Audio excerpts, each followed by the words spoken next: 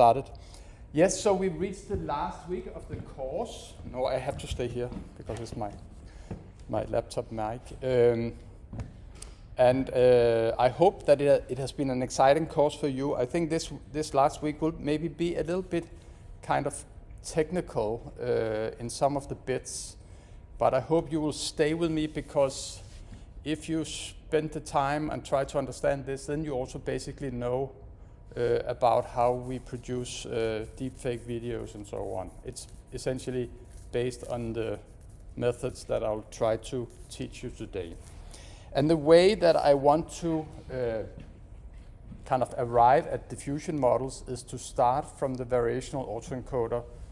I told you about the variational autoencoder before Christmas, so I'll spend quite some time today to recap, because it's long gone from you, right? But remember, and I'll also come back to that, the variational autoencoders had this idea that you have a simple distribution of a variable you call C, and then you transform that variable into something else, so you can actually describe complicated distributions for our data X, right? So we learn a transformation from a latent space to this observation space X.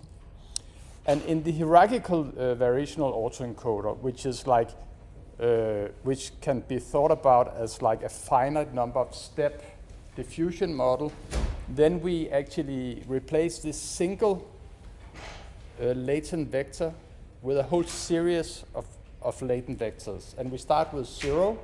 We index the first one with 0, so that plays a role as the set we had in the original, and then we have kind of layers where kind of set 0 informs the next one, and the next one informs the next one, until we arrive at set 1, which then is transformed into the data. And taking this model, you can see I've used a very special way to do the subscripting with this delta t. The reason why I do that is that eventually we will let kind of the index between the time or the kind of width of the layer between each of these latent layers, we'll let that go to 0. So we arrive at this kind of continuous layer formulation of a hierarchical variational autoencoder. And that leads to these different very popular approaches called diffusion models, or score matching, or flow matching. So that's kind of the overall game plan of today and Wednesday's lecture. Yes, and why do we need all these models? It's because we want to do generative AI, and that is still something you can say. I feel like now when I go to a party or a bar and people ask me what I do, I'm not sure whether I should say that I work on machine learning. I try to say I work on machine learning and not AI, because it's so loaded these days, right, because of generative AI. There are basically two approaches to this. One is this autoregressive, where we kind of organize the data as a sequence. So we start in one end of the data, we make the data into a sequence. Also, if you have an image, you can start with the first pixel, right? And you model a distribution for the first pixel, and then you model the second pixel as the second pixel given the first pixel, and so on.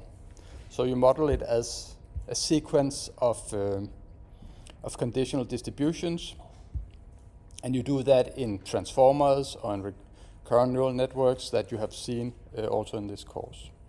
Then there's a latent variable approach, where as I said, we introduce usually a simple latent distribution, and then we introduce a complicated transformation from the latent to the data. And then the price we have to pay is that we have to treat the latent variable as what we call a nuisance parameter. It's a nuisance because we don't know what it is. We haven't observed it, so we have to integrate it out, and that's a nuisance. That's a difficult operation to do. In this class of models, we have the variation autoencoder you met before, also GANs I talked a little bit about when I talked about variation autoencoders and normalizing flows.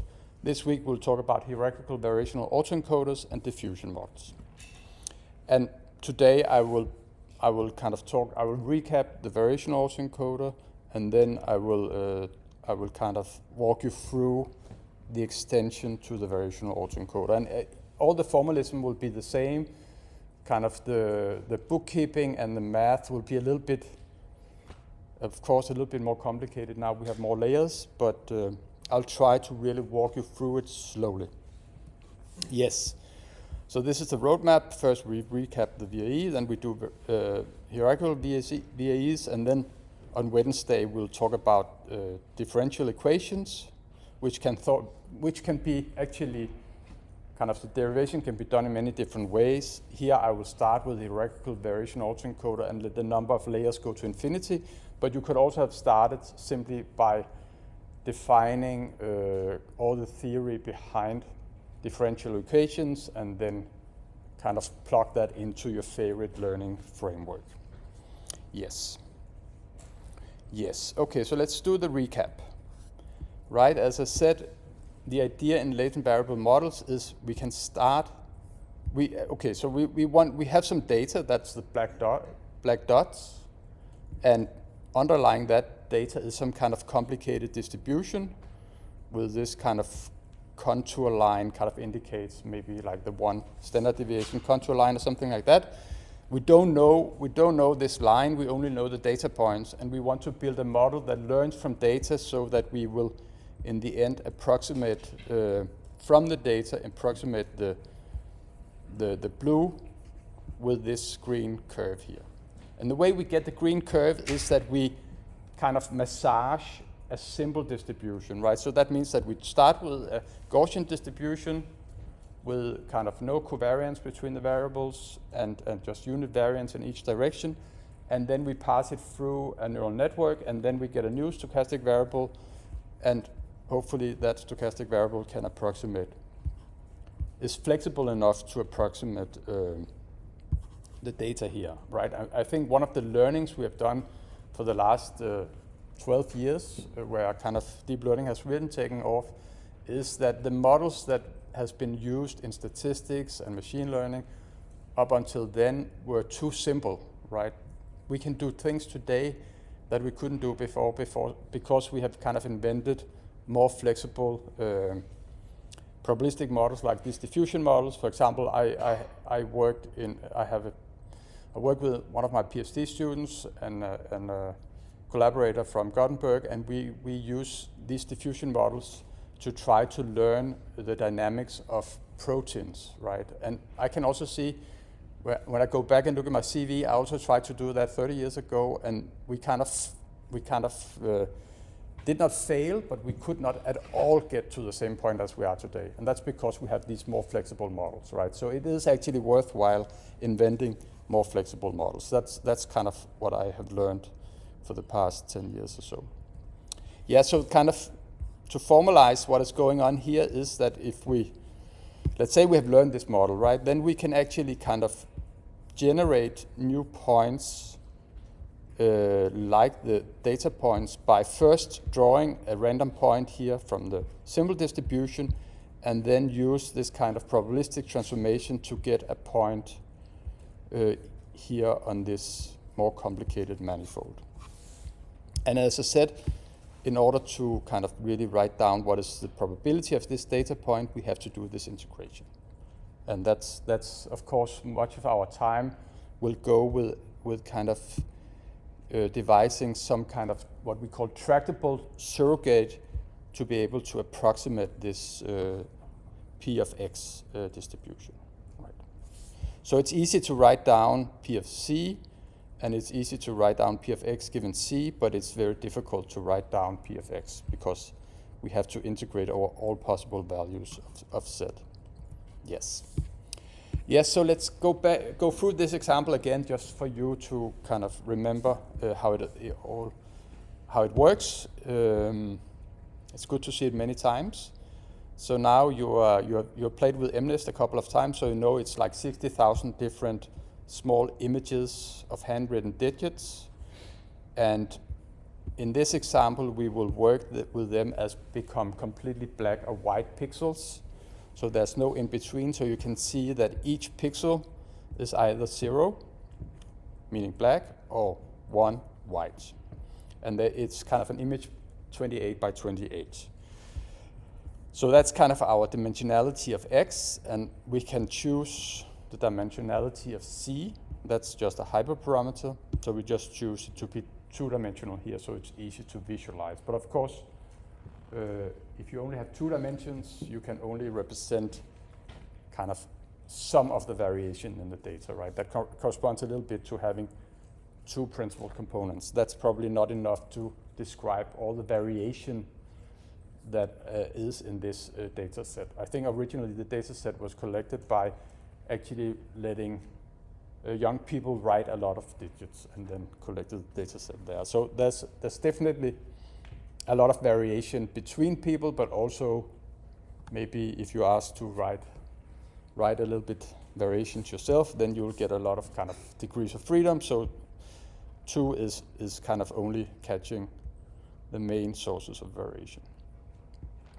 Okay, so now let's try to make this into like a generative model in the spirit of this latent variable model. So we propose just a normal distribution for C, 0 mean, and kind of this identity matrix for the covariance. And now since our pixels are 0 and 1, then it means that it's like a coin flip, right, head and tails.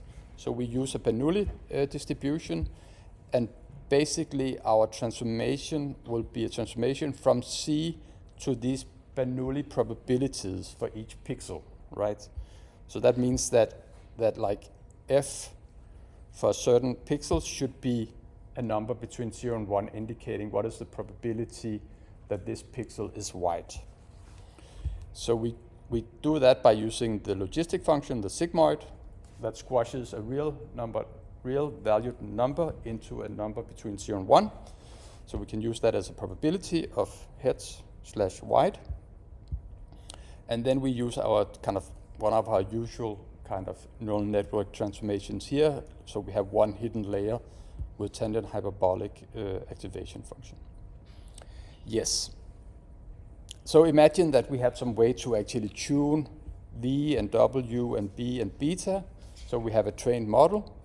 Then we can start generating data from that, and that's quite easy now because we simply draw with our favorite numerical library. We draw a number from the Gaussian, 2D Gaussian. We get this number, this point. Then we pass that C through this network, and then we get a bunch of sigmoids out. And you can see that the model has learned something important here, right? Because it has learned about covariation between the different pixels, right? And that is really, really kind of, that's a whole thing when you model high-dimensional data, right? That is that you want to find out how does the different dimensions of these data co-vary. And you can see now here, this point up here corresponds to a 6, clearly, and it's very smooth and nice. Now we have to do the final P of X given C. So we have to now flip the coin for each of the pixels, and we then get this not so nice 6, right? But that's fine. That's probably just because our model is limited here to kind of learn these things. In some papers, they actually just report the mean values because it looks much nicer, and that's also fine as long as you write what you're doing. You can take another point in the latent space, in the latent manifold, and that will be kind of an area with 7s. So probably around this area, if you took small variations, you would have different variations of 7, and probably if you move far enough in this space, you would probably get to 1s or something like that because they kind of look like 7s, right? So that's how this space will be organized. And over here we get 8s and so on. Yes.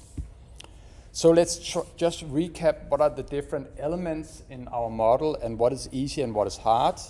So as I said, actually writing down the model is easy right? Because you define a simple Gaussian manifold for the prior distribution over latent, and you can define this with some link function. When I say link function, the Bernoulli is a link function, and then we have a neural network, right? Here's the Bernoulli link, and here's the neural network that will kind of give us the sufficient statistic for this link function. In this case, just the probability of hits for each pixel. So that's easy to write down. It's also easy once we have trained the model to do the inference, right? Because we just first draw from the simple manifold, then we push that C we get through the neural network to get a lot of probabilities, and then we flip the coin, and then we get a new data point. So what is hard now is to actually perform this integration. And that's why this lecture becomes so long, because I have to kind of walk you through the favorite method for doing this approximately. It's also hard to actually compute the posterior distribution of C, right? The posterior distribution is like what we know about C if we have an X. So that is like going backwards, right? It's not kind of the reverse of generating. So now if I have a C, so that in this drawing it will correspond to me saying, okay, I actually have this 8 now. What is the distribution? Where could that have come from in the latent space? That's a difficult thing to compute because it contains this difficult thing to compute here in the denominator. Yes, and it's also hard to do learning because learning is maximum likelihood, so we actually kind of gather all our data, calculate the probability for each data point, take the log, and then sum that, and then run our favorite optimization to find the best parameters. Yes, so here comes the magic, and this is kind of our favorite variational inference method. So let's now say that we have a simple, now we don't talk about Bernoulli anymore, now we talk about that we have some kind of real valued X, so we could model that with a Gaussian distribution. So that means that now instead of having just the probability, we have a mean value and we have a covariance matrix. We'll make that simple by just having a diagonal. So assume that each given set, each of the dimensions are independent. So that is our likelihood function. But then we also have this other concept, what we call the encoder, where we learn a mapping from data to a Gaussian distribution over the latent. And we call that Q because it's not P, Q of C given X, right? And you can see I already talked about this posterior distribution, the P of C given X. So this Q here will be like a surrogate. It will be a simpler surrogate for the actual posterior distribution. And we can visualize these two operations as like an autoencoder. So we first feed in the X, we encode it into like a mean function and a standard deviation function we could have. And then from that we can actually draw a set, right? Because it's a Gaussian, so the Gaussian, to be able to draw a Gaussian, we need the mean and we need the standard deviation. And then we can think about this as a decoder, so we can actually push this through here, the C set we have gotten, and then we can calculate the probability of this X. And we'll use that later on. Yes. So when we talk about this amortization, it sounds something like with love. I tried to look it up, and so at least one meaning means that it's something about, you know, that you will kind of save computation by recycling things. And what we kind of save computations here is that we learn this probabilistic mapping, Q of Z given X. And what is the alternative? The alternative is that we actually need to compute the true posterior distribution for each data point, right? So we actually have to find a way.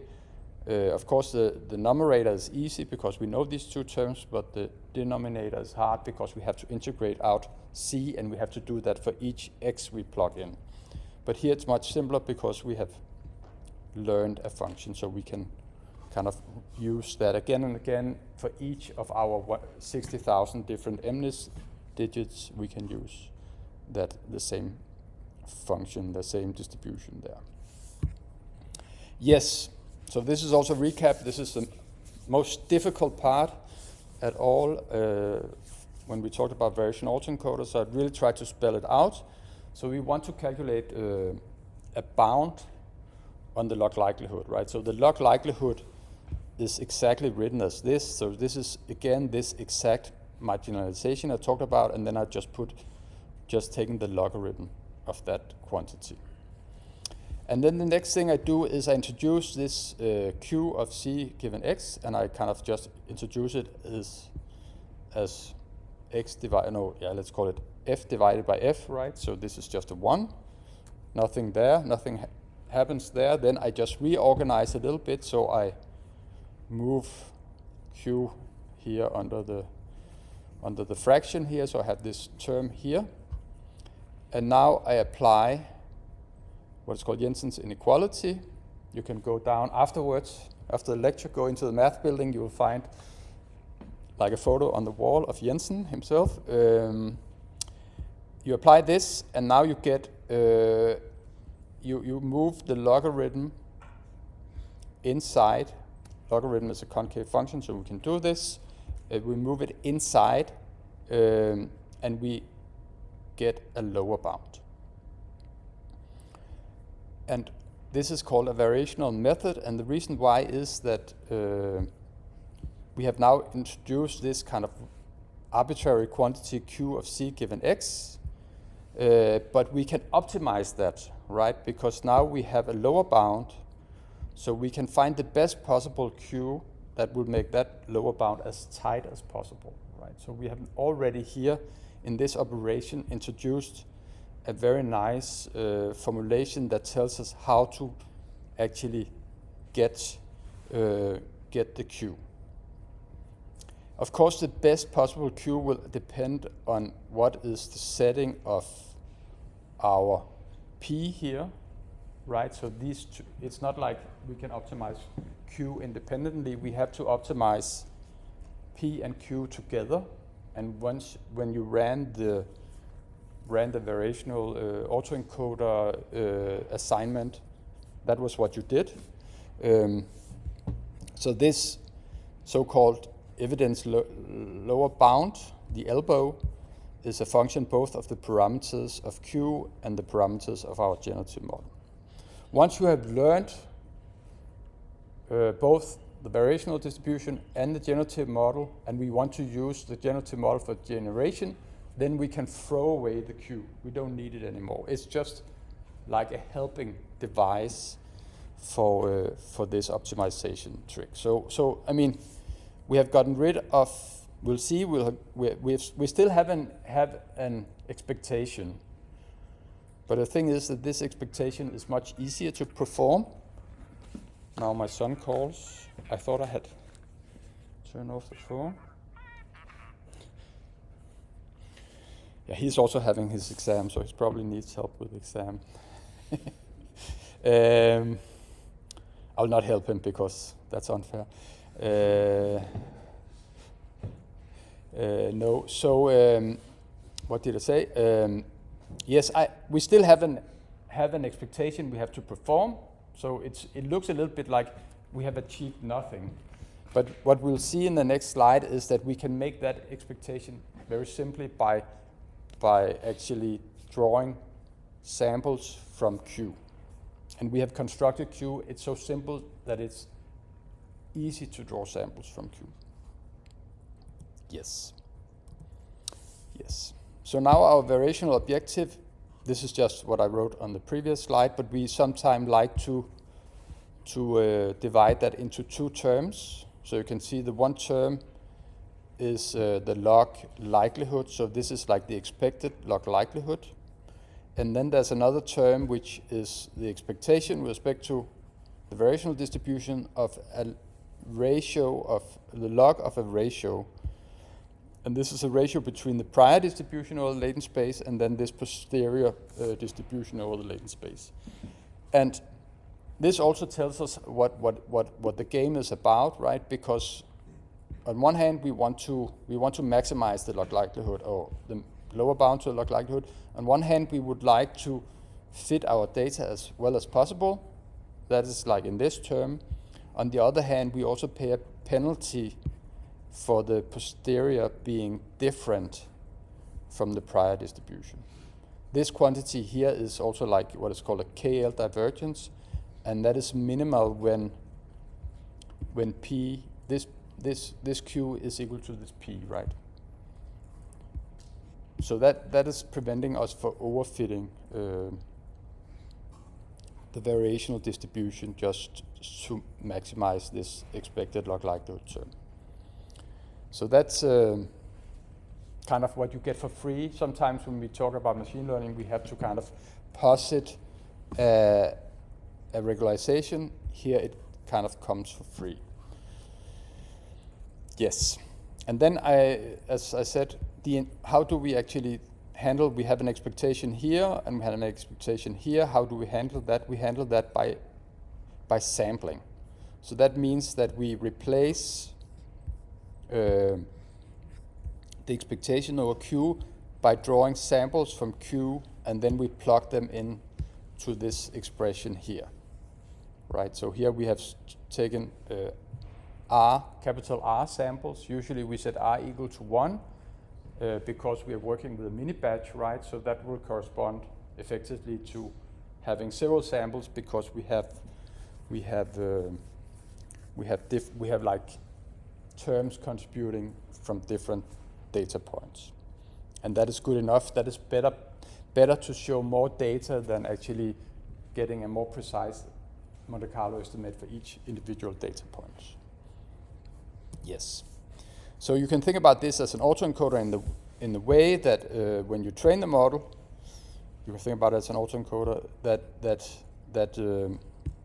this operation, this kind of stochastic operation where epsilon here is, I didn't say that, this is just a Gaussian zero mean unit standard deviation Gaussian.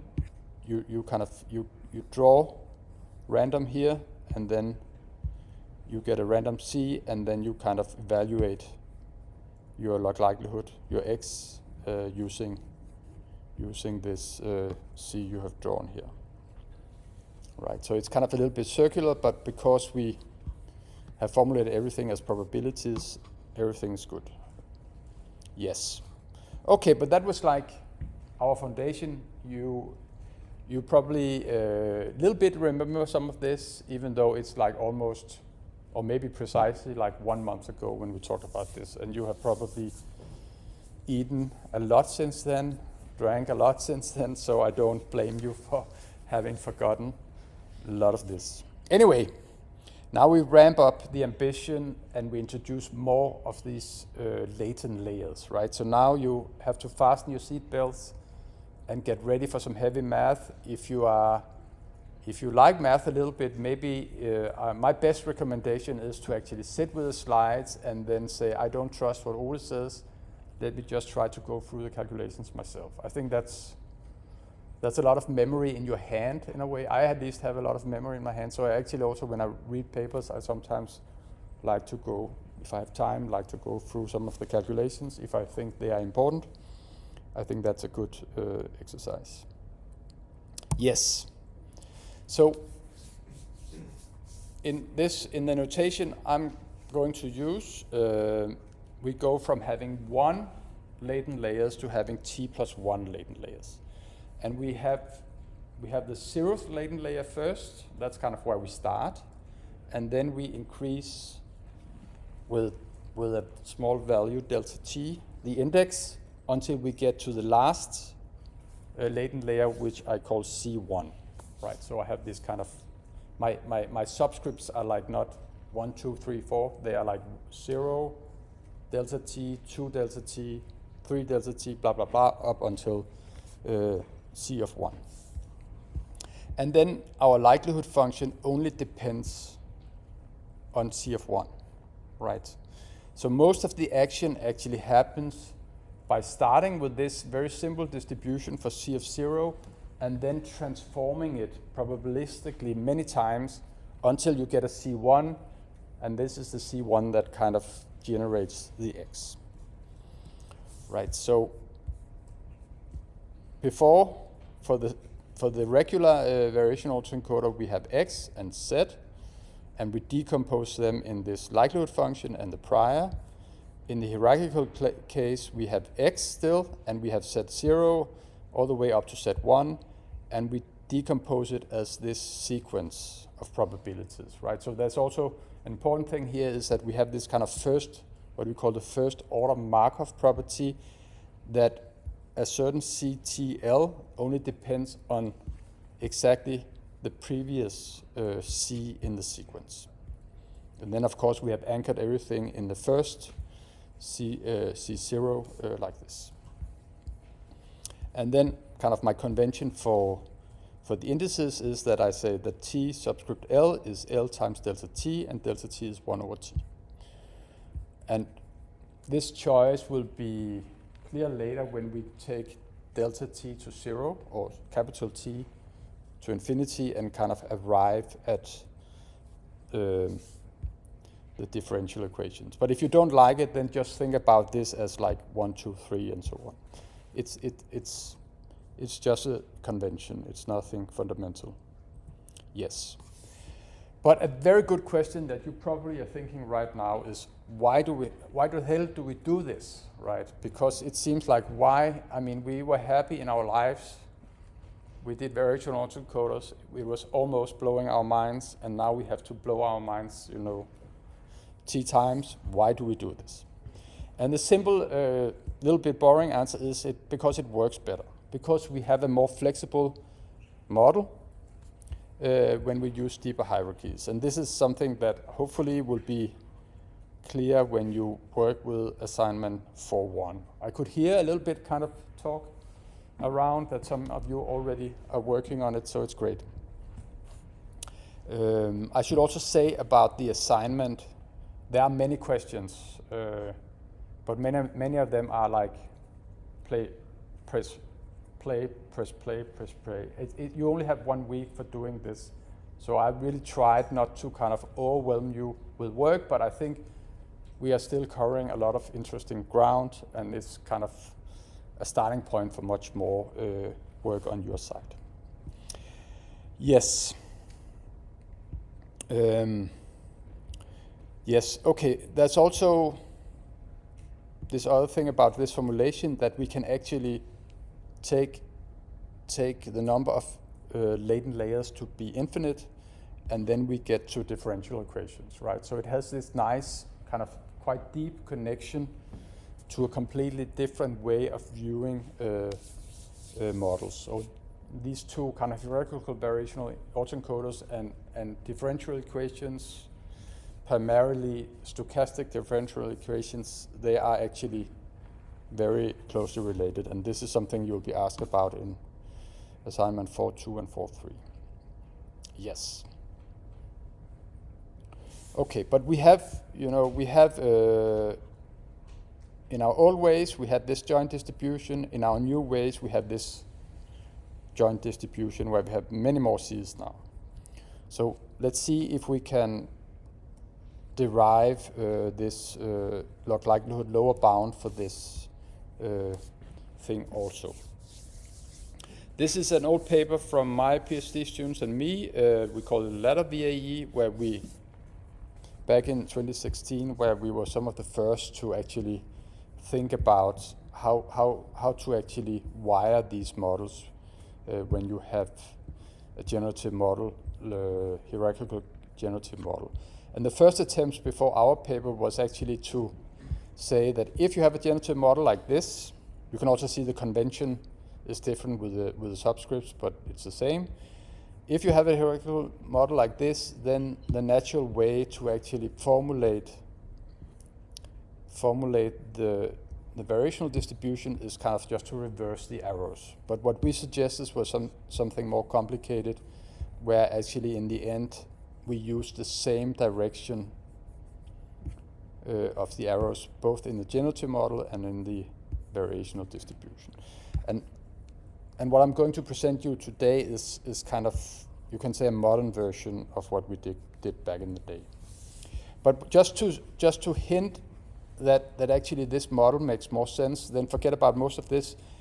This last column shows this is a hierarchical variational autoencoder with 5 latent layers, and this shows for MNIST how the latent space is organized. So this latent space is higher dimensional than 2, so this is like a principal component analysis of the latent space, right?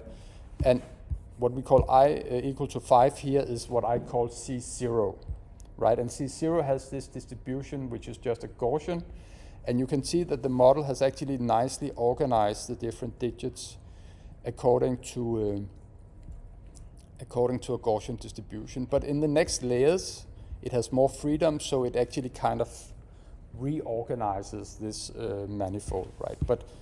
But if you had just via E with only one layer, right, then it actually had to figure out how to organize the latent space just by using one layer, and that is not as flexible. Yes, okay. So the idea now is to come up with a nice structure for the variational distribution. As already hinted, what we will do here is that we would look at the prior distribution for the hierarchical model, organized as this kind of Markov chain where you start with C0 and then you connect everything. We'll look at that, and then we will simply copy that structure to the variational distribution. So the variational distribution is also, the only difference now is now that we actually we of course condition on X, but you can see that the structure is exactly the same. So we have the P0 term, there's a Q0 given X, and for this kind of conditional P of CTL given CTL minus 1, there's a corresponding Q term here, right? So the two distributions have the same structure. And this will make calculation of the log likelihood lower bound much more simple. So now I've just written down, remember for the VAE, right? The elbow is this, right? And then to get the elbow for any hierarchical model, then we just say, okay, C is no longer C, it's a whole sequence of different C's. So it's kind of trivial to write down the extended version. But of course, the devil is in the detail. We also have to kind of write out how this actually looks for the hierarchical model. And we will do that by using this structure here. And use the fact that there's like this one goes together with this one. Each of these terms go together in pairs, right? And now I will also use something that we have actually used before, but just to say it out again, what I call the marginalization property, right? So if we have a function, if we have a distribution over two stochastic variables A and B, but the thing that we take the expectation with respect to only depends on A, then we can kind of formally marginalize out B and write this expectation here as just E with respect to the distribution of A, the marginal distribution of A, and then the function A. And then the function f of A, like this, right? And this is what we'll do here, because you can see that, for example, if you take this first term, the 0 term, then you can see that we should take an expectation with respect to all C values here, but it only depends on C0. So that means that we'll get this term here, where now the expectation is with respect to Q of C0 given X, right? So we don't care about what the others are. We have just marginalized them out, and we get this prior term. And if you do the same kind of thinking for the rest of the terms, then you will end up with what I will now call the diffusion laws, but that's just a name for now. But you can see now that the expectation, since each of these terms only depends on like 2 consecutive C's, then actually the expectation here will only be with respect to Q for these 2 consecutive C's. And then we take a log here, right? So this product over the layers will become a sum over the layers. So we get the reconstruction term, the expected log likelihood term, a diffusion term, and then this prior term. And the prior term looks a lot like this kind of regularization term we had before for the normal variational autoencoder. Yes, okay. Yeah, maybe I can just finish, yes. Yes, okay, so how do we finish? How do we make this into an algorithm? As before, we handle the averaging by sampling. Now sampling is a little bit more complicated because it's like a hierarchy, right? Because we have here in Q that in order to get C of TL, we have to know C of TL minus 1. So what we do is that we start with the 0th one and simply draw that from this distribution. Now we have the 0th one, then we can actually get the delta T1 by plugging that into this new mean function here, and then we can also just draw some normal data like this. And then we have kind of this autoencoder structure again, where we have an encoder where we, by this iterative procedure, get all the C's, and then we get a decoder by plugging in the last C and then get the probability of X. Okay, I want to stop here because time is up, and there's also time for a few questions. Are you in shell shock from all this math? If you are, then I will warn you, next time it gets even worse. No questions? Okay, good. I haven't gotten everything, but the thing you mentioned about everything tending to infinite layers. Yeah. How do we apply that like for real in an actual model? That we do that by still discretizing time. So we do like just a small delta t, right? So maybe if we want to go from 0 to 100, 0 to 1, then we do it in 100 steps, where we take delta t to be 1 over 100. And that's essentially what we do in assignment 4.2 and 4.3. And in 4.2, we work with ordinary differential equations. So there you can be a little bit more clever and use these kind of Runge-Kutta methods that are actually more accurate, also more expensive to compute. But there you can do this kind of integration over time more accurately. For the stochastic, which is in 4.3, we simply take small steps and do it exactly like these equations here, just with small step size. But that will be revealed on Wednesday. Yes. Great. Okay, I'll try to stop the recording now.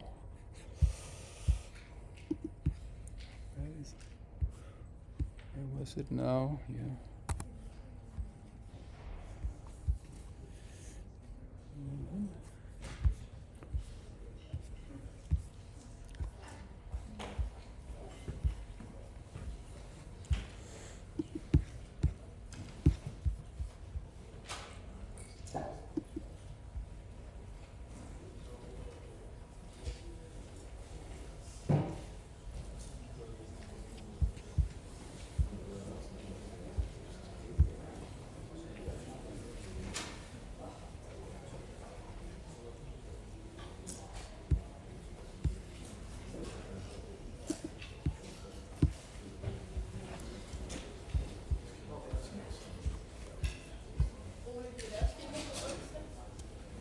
Ja.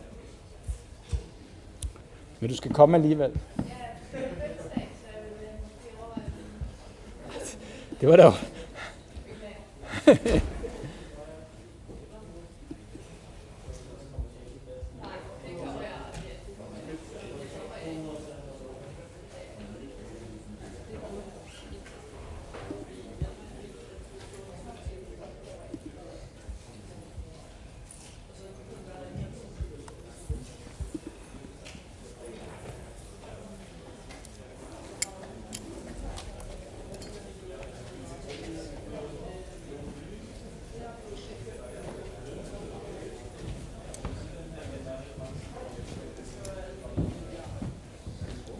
Hvordan er det, man stopper det her? Kan man lukke et program, og så bare call it a day, eller skal man slutte det på en ordentlig måde? Jamen, der var sådan en knap, og der står...